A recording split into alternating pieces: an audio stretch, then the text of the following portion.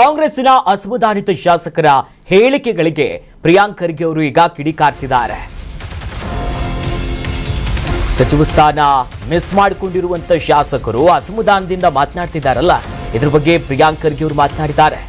ನಮ್ಮ ಸ್ನೇಹಿತರು ನಿನ್ನೆ ಮಾತನಾಡಿದ್ದನ್ನು ನಾನು ನೋಡಿದೆ. ನಮ್ಮಿಂದ ಪಕ್ಷ ಇದೆ ಹೊರತು ಪಕ್ಷದಿಂದ ನಾವಿಲ್ಲ ಎಂದಿದ್ದಾರೆ.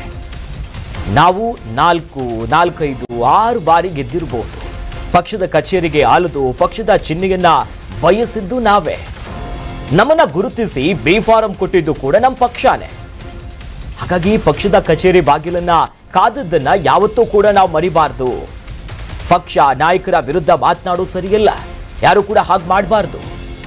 ನನ್ನಿಂದಲೇ ಪಕ್ಷ ಅನ್ನೋದು ಬರೀ ಸುಳ್ಳು ಅಂತ ಗೃಹ ಸಚಿವರು ಹೇಳ್ತಿದ್ದಾರೆ. ಪಕ್ಷದ ನಾಯಕರಿಗೆ ಕಿವಿ ಹಿಂಡೋ ಕೆಲಸ ಮಾಡ್ತಿದ್ದಾರೆ. ನಮ್ಮ ಸ್ನೇಹಿತರು ಎಲ್ಲ ಮಾತನಾಡ್ತಿರೋದು ನೋಡಿದೆ. ಯಾರ್ಯಾರು ಸ್ಥಾನ ಮಿಸ್ ಆಗಿ ಅಸಮಾಧಾನವಾಗಿ ಮಾತನಾಡೋದು ಸಹಜ. ಆ ಸಂದರ್ಭದಲ್ಲಿ 3-4 ಬಾರಿ ಗೆದ್ದವರಿದ್ದೀರಿ. ಬಿ ಫಾರ್ಮ್ಗೋಸ್ಕರ ಕಾದಿದ್ ನೆನಪು ಹೋಯ್ತಾ? ಪಕ್ಷದ ಬಾಗಿಲು ಮುಂದೆ ನಿಂತ್ಕೊಂಡಿದ್ ನೆನಪು ಹೋಯ್ತಾ?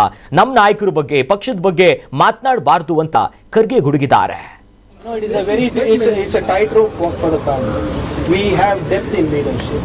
We have extremely efficient people. We have extremely experienced people. We have a great demography within our party leadership, and it is extremely difficult to ensure that only 33 people come in when we have a strength of close to around 140. So quite naturally, there will be aspirations of younger MLAs. There will be aspirations of the constituents who have elected. We have to keep a balance of social justice. We have to keep a balance of experience and youth. It's a very difficult thing to do, and we have done. The High Command has done its best to ensure that we give a good cabinet. But yes, of course, it is. Like I said, it's a tightrope walk. The seniors are talking to all the MLAs. They will resolve it. It's a blackmailing statements to the. अरे हर घर में ये चलता है जी. हमारे कन्नड़ा में एक कहावत है, यल्ला मने दोसे तूते.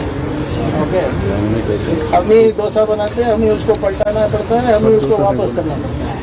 जो भी है हमको ही करना पड़ेगा. It's a whatever it is, it's a family affair. Karnataka news beat follow ಮಾಡಿ, ಸಬ್ಸ್ಕ್ರೈಬ್ ಮಾಡಿ.